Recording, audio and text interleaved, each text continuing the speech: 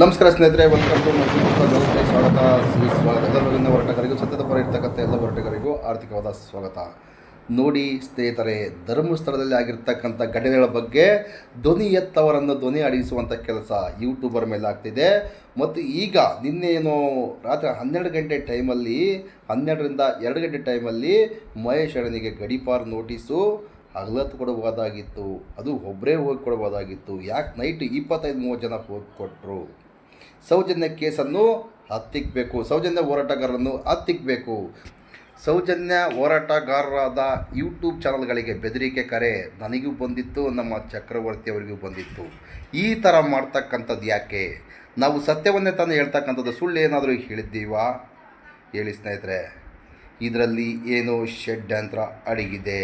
ಇದು ಸತ್ಯ. ಇದು ಒಬ್ಬಮ್ಮ ಬರ್ತಾಳೆ, ನಮ್ಮ ಪಕ್ಕದ ಮನೆ ಪದ್ದು ಬರ್ತಾಳೆ, ಎತ್ಕೊಂಬಕ್ಕೆ ಸಮೇತ ನಾಲಾಯಕ ವ್ಯಕ್ತಿ ಅವಳು. 2 ವರ್ಷ ಪಕ್ಕದ ಮನೆಯ ಪದ್ದು ಮುಚ್ಚು ಸುಬ್ಬಿ ಬಂದ್ಲು, ಓದ್ಲು. ಸುಮ್ಮನೆ ಹೋಗಿಲ್ಲ ರೀ. ಹೋದ ಸಲ ಬಂದಾಗ 8-10 ಲಕ್ಷಕ್ಕೆ ಡೀಲ್ ಆಗಿ ಹೋದ್ಲು. ಈ ಸಲ ಬಂದಾಗ ಎಷ್ಟಕ್ಕೆ ಡೀಲ್ ಆಗಿಲ್ಲ ನನಗಂತೂ ಗೊತ್ತಿಲ್ಲ.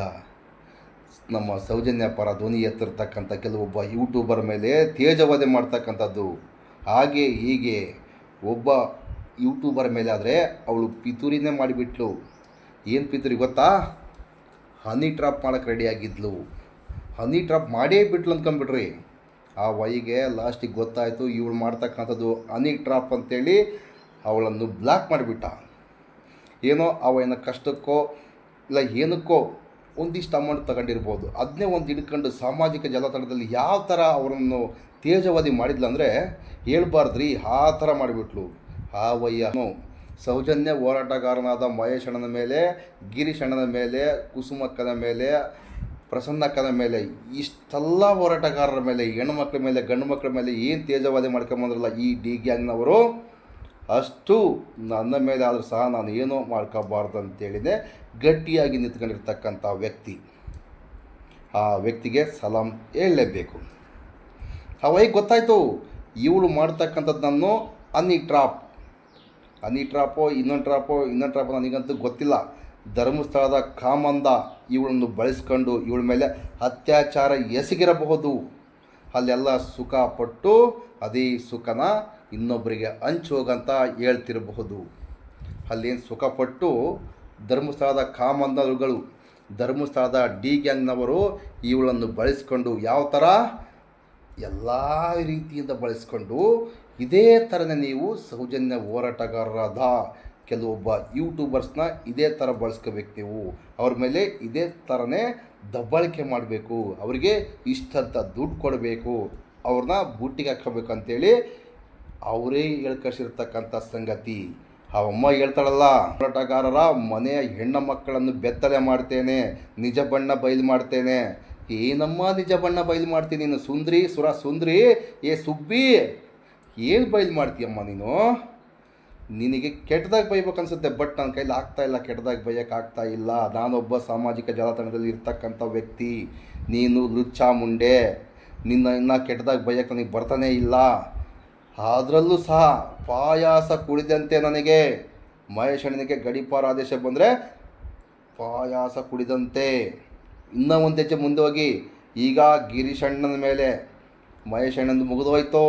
ಮತ್ತು ನೆಕ್ಸ್ಟ್ ಗಿರೀಶ್ ಅಣ್ಣನ ದಕ್ಷಿಣ ಕನ್ನಡದಿಂದ ವಾಪಸ್ ಉತ್ತರ ಕರ್ನಾಟಕಕ್ಕೆ, ಪಾಕಿಸ್ತಾನಕ್ಕೆ ಕಳಿಸಮ್ಮ, ನಮಗೇನು ತೊಂದರೆ ಇಲ್ಲ. ನಿನ್ನಂಥ ಲುಚ್ಚಾಗೆಟ್ಟ ಹೆಣ್ಮಕ್ಳ ಮಾತು ಕೇಳೋರಿದ್ರೆ ಏನು ಬೇಕಾದ್ರೂ ಆಗುತ್ತೆ. ನಿನ್ನ ಮಾತಿನಂತೆಯೇ ನಮ್ಮ ಅಧಿಕಾರಿಗಳ ಸಮೇತ ನಡ್ಕೊತಾ ಇದ್ದಾರೆ ಎಂಬುದು ನಮಗೆ ಅನಿಸ್ತಾ ಇದೆ. ಯಾಕಂದರೆ ಈಗ ನೋಡಿ, ಅತ್ಯಾಚಾರವನ್ನು ಬಿಡ್ತಾರೆ, ಅತ್ಯಾಚಾರಕ್ಕೆ ಒಳಗಾದಂಥವರ ಪರವಾಗಿ ನಿಂತ್ಕೊಂಡು ಧ್ವನಿ ಎತ್ತಕ್ಕೆ ಬಂದವರನ್ನು ತೇಜವಾದೆ ಮಾಡ್ತಕ್ಕಂಥ ಯೂಟ್ಯೂಬರ್ಸ್ ಮೇಲೆ ಆದರೂ, ಸೌಜನ್ಯ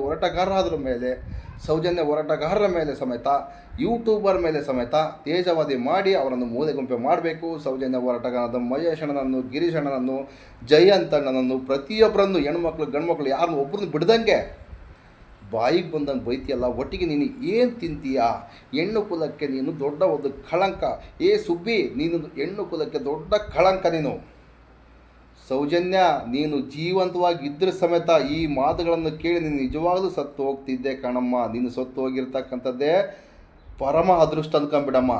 ಇಂಥವರ ಮಧ್ಯೆ ನೀನು ಬದುಕೋಕ್ಕೆ ಸಾಧ್ಯವೇ ಇಲ್ಲ. ನಾವು ಬದುಕಿರೋದೇ ವೇಸ್ಟ್ ಅಂದ್ಕೊಂಡ್ಬಿಟ್ಟಿದ್ದೀವಿ. ನಿನಗೋಸ್ಕರ ಹೋರಾಟ ಮಾಡಿ ಮಾಡಿ ಮಾಡಿ 14 ವರ್ಷ ಆದರೂ ಸಮೇತ ನಿನಗೋಸ್ಕರನೇ ಹೋರಾಟ ಮಾಡಿ ಮಾಡಿ ಮಾಡಿ 14 ವರ್ಷ ಆದರೂ ಸಮೇತ ಇನ್ನು ತೇಜವಾದೆ ಗಡಿಪಾರು ಅದು ಇದು ಬರೀ ಸುಳ್ಳು ಕೇಸು. ನಾನು ನಿನ್ನೆ ಮೊನ್ನೆ ಬಂದಿರತಕ್ಕಂಥದ್ದು ನನ್ನ ಮೇಲೇ ಎಷ್ಟೋ ಕೇಸ್ಗಳು ಹಾಕಿದ್ದಾರೆ. ನನ್ನನ್ನು ಎಲ್ಲೆಲ್ಲಿಗೋ ಕರೀತಾ ಇದ್ದಾರೆ. ಅಲ್ಲಿ ಹಂಗೆ ಮಾಡ್ತೀವಿ, ಇಲ್ಲಿ ಹೀಗೆ ಮಾಡ್ತೀವಿ. ಕಿತ್ತೋದು ಲೋಫರ್ಗಳ ನಂದು ಒಂದು ಕಿತ್ಕೊಂಬಕ್ಕೆ ಕೂಡ ನೀವು ಲಾಯಕ್ಕಿಲ್ಲ, ಕಿತ್ಕೊಂಬಕ್ಕೆ ಆಗೋದೇ ಇಲ್ಲ. ಅರ್ಥ ಆಯ್ತಾ? ನಾನು ಎಲ್ಲದಕ್ಕೂ ರೆಡಿಯಾಗಿ ಬಂದಿರತಕ್ಕಂಥದ್ದು. ನಾನು ಯೂಟ್ಯೂಬಲ್ಲಿ ದುಡ್ಡು ಮಾಡಬೇಕು, ನನ್ನ ಚಾನಲ್ ಹಂಗೆ ಮಾಡಬೇಕು ಹಿಂಗೆ ಮಾಡಬೇಕು ಎಂಬ ಉದ್ದೇಶ ನನಗಿಲ್ಲನೇ ಇಲ್ಲ. ನನಗೇನು ಬೇಕಾಗಿರೋದು ಸೌಜನ್ಯರಿಗೆ ನ್ಯಾಯ, ಪದ್ಮನಾಭರಿಗೆ ನ್ಯಾಯ, ಅನೇಕ ಹಿಂದೂ ಹೆಣ್ಣು ಮಕ್ಕಳಿಗೆ ನ್ಯಾಯ ಸಿಗಬೇಕಂತೇಳಿ ನಾನು ಯೂಟ್ಯೂಬಲ್ಲಿ ಬಂದಿರತಕ್ಕಂಥದ್ದು. ಈ ಚಾನಲ್ ಹೋದರೆ ಇನ್ನೊಂದು ಚಾನಲ್ ಮಾಡ್ಕೊತೀನಿ. ಅದು ಹೋಯ್ತಾ ಡೈರೆಕ್ಟಾಗಿ ಯಾವುದಾದ್ರೂ ಮುಖಾಂತರ ಹೋರಾಟದಲ್ಲಿ ತೊಡಿಗಾದರೂ ನ್ಯಾಯ ಕೊಡಿಸುವಂಥ ಕೆಲಸ ಮಾಡ್ತೀನಿ. ನಿಮ್ಮಂಥ ಯೋದು ತುಂಬ ಕೆಲಸ ಮಾಡಲ್ಲ, ಡಬಲ್ ಗೇಮ್ ಆಡೋದೇ ಇಲ್ಲ, ದುಡ್ಡಿಗೆ ಮಾರಾಟ ಆಗೋದೇ ಇಲ್ಲ. ಎಷ್ಟು ಬೇಕು ದುಡ್ಡು ಅಷ್ಟು ನಾನು ದುಡ್ಕೊಂಡು ನೆಮ್ಮದಿಯಾಗಿದ್ದೀನಿ ಸ್ವಾಮಿ. ನನ್ನ ಸಾಲ ಇರ್ಬೋದು, ಇನ್ನೊಂದಿರ್ಬೋದು, ನನ್ನ ವೈಯಕ್ತಿಕ ವಿಚಾರ. ನನ್ನ ಮಕ್ಕಳ ತಂಟಿಗೆ, ನನ್ನ ಫ್ಯಾಮಿಲಿಗೆ ತಂಟಿಗೆ ಬಂದಿರತಕ್ಕಂಥ ಈ ಅನಿಷ್ಟ ಗೋಡಿಗೆ, ಅನಿಷ್ಟ ಮುಂಡೆಗೆ ತಕ್ಕ ಉತ್ತರ ಮುಂದಿನ ದಿನ ಕೊಟ್ಟೇ ಕೊಡ್ತೀನಿ. ಕಾನೂನು ಪ್ರಕಾರವಾಗಿ ಕೊಟ್ಟೇ ಕೊಡ್ತೀನಿ. ಇದು ಸತ್ಯ. ಅದು ಆ ಐಡಿಯಾ ಸಮೇತ ನನ್ನ ಹತ್ರ ಇದೆ. ಅವಳು ಏನು ಮಾತಾಡಿದ್ದಾಳೆ, ಇಂಥವಳು ಶಾಪನ ನನಗೆ. ಅದ್ಯಾವುದು ದೊಡ್ಡ ಕುಲ ಅಂತ ಹೇಳ್ದು. ಕುಲಗಳ ಮಧ್ಯೆ ಬೆಂಕಿ ಇಡ್ತಕ್ಕಂಥ ಕೆಲಸ, ಹೋರಾಟಗಾರರ ಮಧ್ಯೆ ಬೆಂಕಿ ಇಡುವಂಥ ಕೆಲಸ, ಸೌಜನ್ಯ ಹೋರಾಟವನ್ನು ಹೊಡೆಯುವಂಥ ಕೆಲಸ ಮಾಡ್ತಕ್ಕಂಥ ಈ ಲುಚ್ಚ ಕೆಟ್ಟ ಈ ಕನಿಷ್ಠ ಮುಂಡೆಗೆ ಏನು ಅನ್ಬೇಕು ನನಗಂತೂ ಒಂದು ಅರ್ಥ ಆಗ್ತಾಯಿಲ್ಲ ಸ್ವಾಮಿ. ಅರ್ಥನೇ ಆಗ್ತಾಯಿಲ್ಲ. ಸೌಜನ್ಯರಿಗೆ ನ್ಯಾಯ ಅಂತ ಬಂದಳು. ಅಕ್ಷಯ ಪಾತ್ರೆಯನ್ನು ಇಟ್ಕೊಂಡು ಹೋಗಿರ್ತಕ್ಕಂಥದ್ದು ಅವಳು. ಅಕ್ಷಯ ಪಾತ್ರೆ ಫುಲ್ ಆದಮೇಲೆ ತಿರುಗಿ ಬಿದ್ದೇ ಬಿಟ್ಲು ಕಣ್ರಿ. ಸೌಜನ್ಯ ಹೋರಾಟಗಾರರ ವಿರುದ್ಧ ತಿರುಗಿ ಬಿದ್ದರೆ ಮಾತ್ರ ಇವಳ ಅಕ್ಷಯ ಪಾತ್ರೆ ತುಂಬತಕ್ಕಂಥದ್ದು. ಇಲ್ಲಿ ಸೌಜನ್ಯ ಹೋರಾಟ ಮಾಡ್ತಕ್ಕಂಥ ವೀಡಿಯೋಗಳು ಓಡ್ತಾನೇ ಇಲ್ಲ.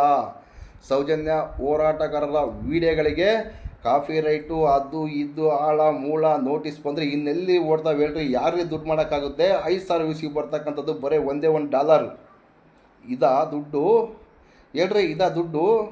ಅವರು ಒಂದು ಕಾಲ್ ಮಾಡಿ ಮಾತಾಡಿರ್ತಕ್ಕಂಥ ಹಾಡಿಯ ಧರ್ಮಸ್ಥಳದ ಡಿ ಗ್ಯಾಂಗಿನ ಆ ಗಿಣಿ ಕಾಗಿ ಕಳಿಸಿದ್ರೆ ಸಾಕ್ರಿ, ಈ ಕನಿಷ್ಠ ಮುಂಡೆಗೆ ಅಕೌಂಟಿಗೆ ಮತ್ತೆ ಡೈರೆಕ್ಟಾಗಿ ಬಂದು ಬೀಳ್ತವೆ. ಅದು ಆಫೀಸ್ ಮುಖಾಂತರ ಬಂದು ಬೀಳ್ತವೆ, ಇನ್ನೊಂದ್ರ ಮೂಲಕ ಬಂದು ಬೀಳ್ತದವೆ. ಲಕ್ಷ ಸಾವಿರ ಗಟ್ಟಲೆ ಬಿಡ್ತಕ್ಕಂಥದ್ದು. ಅದಕ್ಕೋಸ್ಕರನೇ ನಮ್ಮ ಸೌಜನ್ಯ ಹೋರಾಟಗಾರರ ಯೂಟ್ಯೂಬರ್ಸನ್ನು ಅನ್ಇಟ್ರಾಪ್ ಮಾಡ್ತಕ್ಕಂಥದ್ದು. ಇದೆಲ್ಲ ಗೊತ್ತಾಗಿ ಎಲ್ಲರೂ ಇವಳ ವಿರುದ್ಧವಾಗಿ ನಿಂತಿರ್ತಕ್ಕಂಥದ್ದು. ನಾನು ಈ ಹೋರಾಟದಲ್ಲಿದ್ದೆ, ನನ್ನ ವಿರುದ್ಧವಾಗಿ ಇವರೆಲ್ಲ ಮಾತಾಡ್ತಾರೆ ಅಂದರೆ ಅರ್ಥ ಮಾಡ್ಕೊಳ್ಳಿ ಸ್ನೇಹಿತರೆ. ಇವಳು ಡೂಪ್ಲಿಕೇಟ್ ಮುಂಡೆ, ಇವಳು ದಗಲ್ಬಾಜಿ ಆಟ ಆಡ್ತಕ್ಕೆ ಬಂದಿರತಕ್ಕಂಥ ಮುಂಡೆ, ಇವಳು ದಗಲ್ಬಾಜಿ ಕೆಲಸ ಮಾಡ್ತಕ್ಕಂಥದ್ದು. ಮೇಲೋಟ ಕಣ್ಮೇಲೆ ಇವಳು ವಿರುದ್ಧವಾಗಿ ನಿಂತ್ಕೊಂಡಿರ್ತಕ್ಕಂಥದ್ದು. ಇವಳೊಬ್ಬ ಅದೇ ನಾನು ಬಾಯಲ್ಲಿ ಬರೋದು ಬೇಡ. ಅವಳು ಹೇಳ್ತಾಳೆ, ಸೌಜನ್ಯ ಹೋರಾಟಗಾರ ಹೆಣ್ಮಕ್ಳಿಗೆ ಹೇಳ್ತಾಳೆ, ಈ ಭಾಷೆಯನ್ನು ಹೇಳ್ತಾಳೆ ಡಗಾರ್ ಅಂತ. ಇವಳೆಷ್ಟು ಡಗಾರ್ ಆಗಿದ್ದಾಳೆ ನಮಗಂತೂ ಗೊತ್ತಿಲ್ಲ ಸ್ವಾಮಿ, ನಮಗಂತೂ ಗೊತ್ತೇ ಇಲ್ಲ. ಪ್ರೋತ್ಸಾಹ ಮಾಡ್ತಾಯಿದ್ರಲ್ಲ ಕೆಲವೊಬ್ಬರು, ಡಿ ಗ್ಯಾಂಗ್ ಬಿಟ್ಟು ಮತ್ತು ಬೇರೆಯವರು ಕೂಡ ಪ್ರೋತ್ಸಾಹ ಕೊಡ್ತಿದ್ರಲ್ಲ, ಎಷ್ಟರ ಮಟ್ಟಿಗೆ ಸರಿ? ಹೇಳಿ.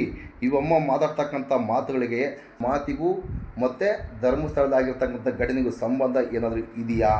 ಈ ಅಮ್ಮನ ಶಾಪ ಅಂತೆ ಮಹಿಳೆಯ ಮೇಲೆ ಒಂದು ಬೇವರ್ಸಿ ಅಂದಿರಬಹುದು.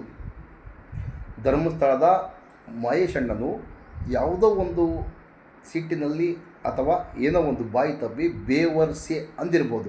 ಇದೇ ಒಂದು ಪದವನ್ನಿಟ್ಟುಕೊಂಡು ಇವಳು ಏನು ಮಾಡ್ತಿದ್ದಾಳೆ, ನಾನು ಶಾಪ ಆಗಿಬಿಟ್ಟಿನ, ಅದಕ್ಕೆ ಮಹೇಶ್ ಅಣ್ಣ ಗಡಿಫಾರ್.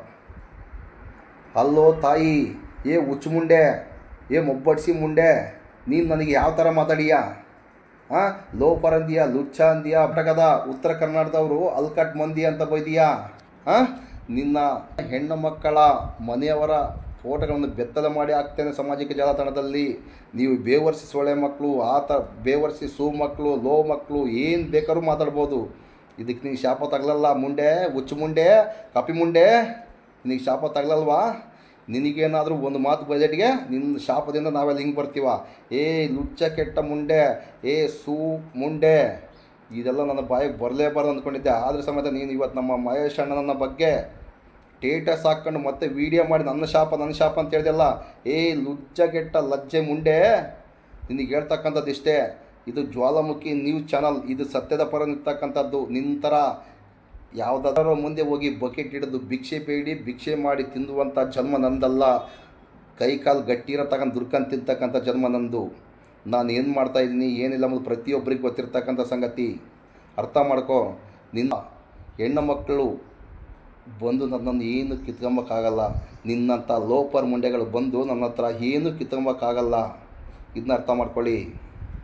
ಜಸ್ಟಿಸ್ ಫಾರ್ ಸೌಜನ್ಯ, ನ್ಯಾಯ ಸಿಗಲೇಬೇಕು. ನ್ಯಾಯ ಸಿಗೋ ತನಕ ಹೋರಾಟ ಮಾಡ್ತಾ ಇರೋಣ. ನಾನು ಇದರಲ್ಲಿ ದುಡ್ಡು ಮಾಡೋಕ್ಕೆ ಬಂದಿಲ್ಲ, ಸಬ್ಸ್ಕ್ರೈಬ್ ಮಾಡಿ ಅಂತ ನಾನು ಹೇಳೋಕ್ಕೆ ಸಮೇತ ಬಂದಿಲ್ಲ. ನಿಮ್ಗೆ ಇಷ್ಟ ಆದರೆ ಸಬ್ಸ್ಕ್ರೈಬ್ ಮಾಡ್ಕೊಳ್ಳಿ, ಬಿಟ್ಟನ್ನು ಬಿಡಿ. ನಾವೇನೋ ನಮಗೆ ನನ್ನ ಮಗಳು ಅಂತ ತಿಳ್ಕೊಂಡಿದ್ದೀನಿ, ನನ್ನ ತಂಗಿ ಅಂತ ತಿಳ್ಕೊಂಡಿದ್ದೀನಿ, ನನ್ನ ಅಕ್ಕ ಅಂತ ತಿಳ್ಕೊಂಡಿದ್ದೀನಿ. ಸೌಜನ್ಯ, ಪದ್ಮಲತಾ ನಮ್ಮ ಫ್ಯಾಮಿಲಿಯವರನ್ನು ತಿಳ್ಕೊಂಡು ನಾನು ಹೋರಾಟಕ್ಕೆ ಬಂದಿರತಕ್ಕಂಥದ್ದು. ದುಡ್ಡಿಗೋಸ್ಕರ ಅಲ್ಲ. ಈಗೇನು ಮ್ಯಾಜಿಕ್ ಅಜ್ಜಿ ಚೇಂಜ್ ಆಗಲ್ಲ, ಅವಾಗೊಂದು ಇವಾಗೊಂದು ಹೇಳ್ತಕ್ಕಂಥದ್ದು. ಈ ಥರ ಮಾಡೋಕ್ಕೆ ನಾನು ಬಂದೇ ಇಲ್ಲ. ಯಾವತ್ತಿಗೂ ಸತ್ಯದ ಪರ ನಿಂತ್ಕೋಬೇಕು, ಸತ್ಯವನ್ನೇ ಮಾತಾಡ್ಬೇಕಂತೇಳಿ ಬಂದಿರತಕ್ಕಂಥದ್ದು. ಸಬ್ಸ್ಕ್ರೈಬ್ ಬೇಕಾದರೆ ನನ್ನ ಚಾನಲ್ ಸಬ್ಸ್ಕ್ರೈಬ್ ಮಾಡಿಕೊಳ್ಳಿ, ಬಿಟ್ಟರೆ ಬಿಡಿ ನಿಮ್ಮಿಷ್ಟ. ಸತ್ಯ ಅನ್ಸಿದ್ರೆ ಮಾತ್ರ ನಮ್ಮ ಚಾನಲ್ಗೆ ಸಪೋರ್ಟ್ ಮಾಡಿ. ಎಲ್ಲ ಸೌಜನ್ಯ ಹೋರಾಟಗಾರರಿಗೂ, ಸತ್ಯದ ಪರ ಇರ್ತಕ್ಕಂಥ ಎಲ್ಲ ಹೋರಾಟಗಾರರಿಗೂ ನಮಸ್ಕಾರ. ಮುಂದಿನ ವಿಡಿಯೋದಲ್ಲಿ ಸಿಗೋಣ. ಎಲ್ಲರಿಗೂ ಯುಗಾದಿ ಹಬ್ಬದ ಆರ್ಥಿಕ ಶುಭಾಶಯಗಳು. ಎಲ್ಲರೂ ಚೆನ್ನಾಗಿರೋಣ. ಮಹೇಶ್ ಅಣ್ಣನ ಗಡೀಪಾರಿನ ಆದೇಶ ಮುಂದಿನ ದಿನಗಳಲ್ಲಿ ಕ್ಯಾನ್ಸಲ್ ಆಗುತ್ತೆ. ಇದ್ರ ಬಗ್ಗೆ ಯೋಚನೆ ಮಾಡ್ತಕ್ಕಂಥ ಪರಿಸ್ಥಿತಿಯೇ ಇಲ್ಲ ನಮಗೆ. ಇವಳೇ ಅಂದ್ಕೊಂಡಿದ್ದಾಳ, ಅದು ಆಗೋದೇ ಇಲ್ಲ.